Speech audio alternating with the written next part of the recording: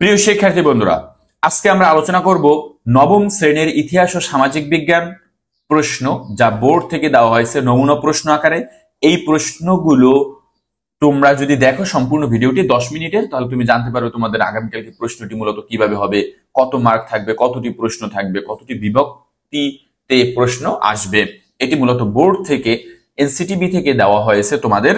সুতরাং তোমরা এই প্রশ্নের ধারণা পেতে এই 10 মিনিটের ভিডিওটি দেখো, এবং আমরা কিন্তু বহু নির্বাচনী প্রশ্ন, এক কথা প্রশ্ন কি দেওয়া আছে এবং এর উত্তর কি, এই সম্পর্কে বিস্তারিত আলোচনা করব। সুতরাং তোমাদের এই ভিডিওটি তোমাদের আগামী কালকের পরীক্ষার জন্য খুবই গুরুত্বপূর্ণ। তোমরা দেখে এখান থেকে বুঝে নিতে পারবা তোমাদের প্রশ্নটি কেমন হবে। দেখো, প্রশ্ন 1, দ্বিতীয় বিশ্বযুদ্ধে অক্ষ শক্তির দেশগুলো কোনটি? অক্ষ শক্তির দেশগুলো কোনটি? এটা হচ্ছে Germany, Italy, Japan. Germany, Italy, Japan.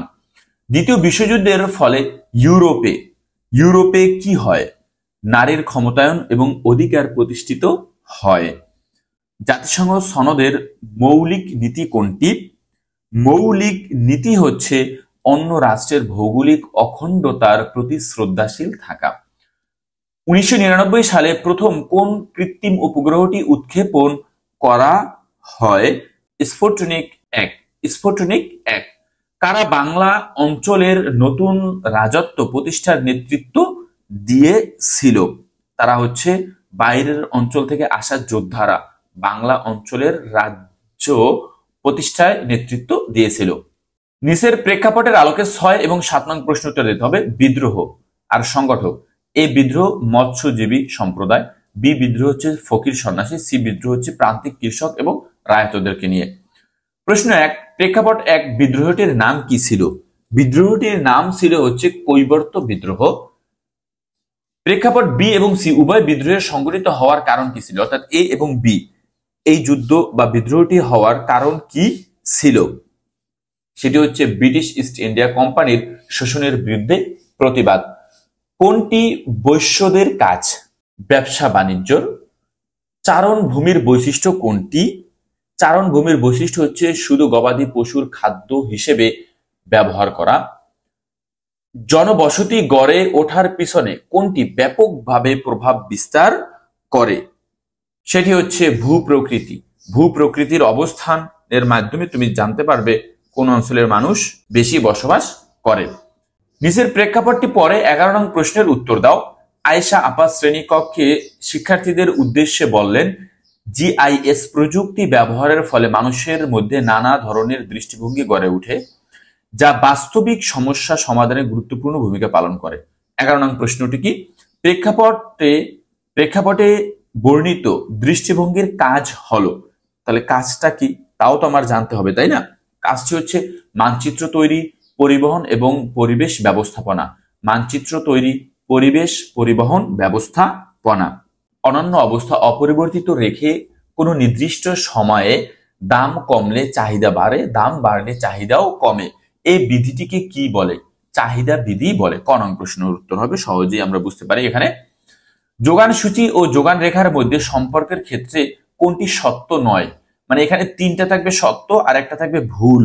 এখন এই কোনটা ভুল বলছে তা আলোচনা করতে হবে বা তা তোমার উত্তর দিতে হবে। এগুলো কিন্তু তোমরা একটু ভালোভাবে লক্ষ্য করবে।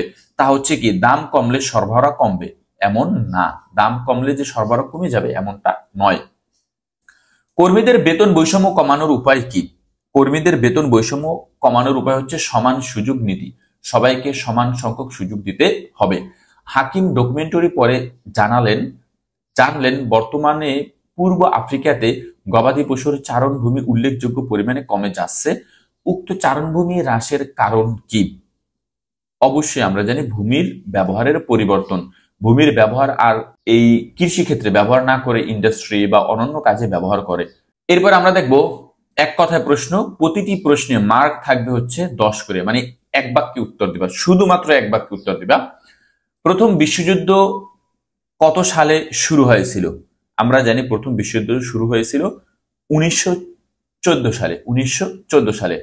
The war is own but not peace, মানে যুদ্ধ নিজস্ব একটা চিন্তাধারা, কিন্তু এটা শান্তির নয়।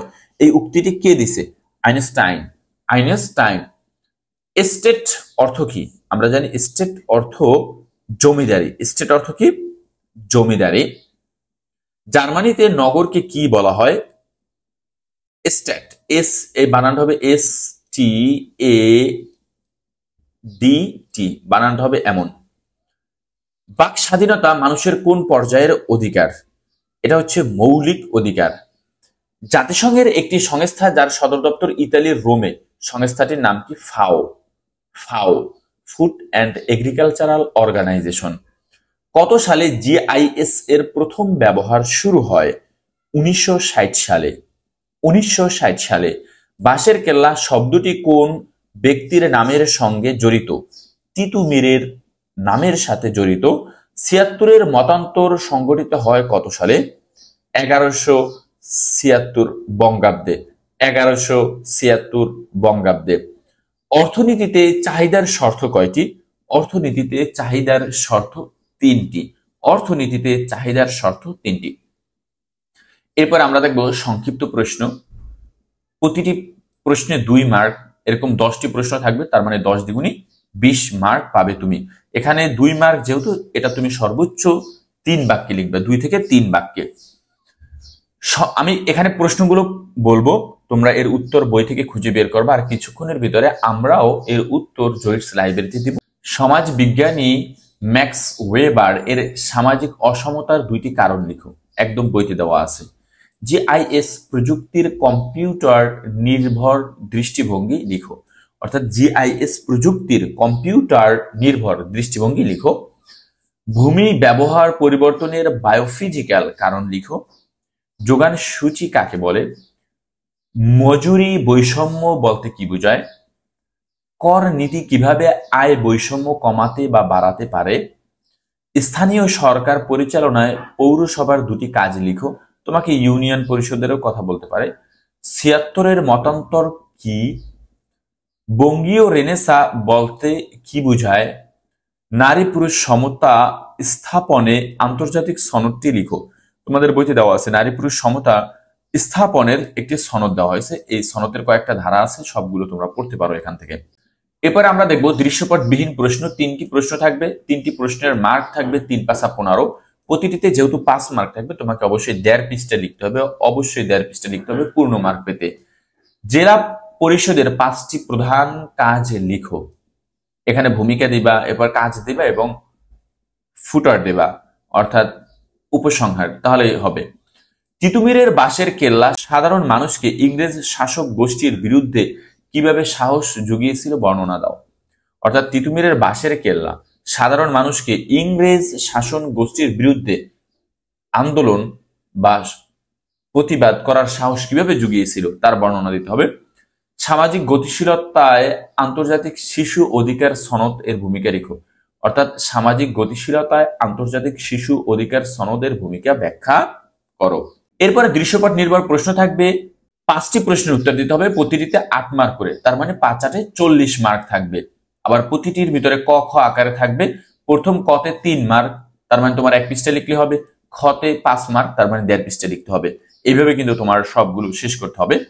প্রথম দৃশ্যপট, জাতিসংঘের সংস্থা এক্স প্রতিষ্ঠিত হয় 22 নভেম্বর 1965, ওয়াই 14 ডিসেম্বর 1950 এবং জেড 11 এপ্রিল 1919 সালে প্রতিষ্ঠিত হয়। এখন এই এক্স ওয়াই জেড এই সংস্থাগুলোর কাজ কি সে সংক্রান্ত 2টি প্রশ্ন দেওয়া আছে। এই প্রশ্ন 2টি তোমার উত্তর করতে হবে। দৃশ্যপট 2 নির্ভর প্রশ্ন হচ্ছে এটি। তোমরা এখনই দেখে এই প্রশ্নগুলো অনুশীলন করার চেষ্টা করো। দৃশ্যপট নির্ভর প্রশ্ন 3, বৈশ্বিক ভূমি ব্যবহারের পরিবর্তনে তথ্য সংগ্রহ পি এবং কিউ।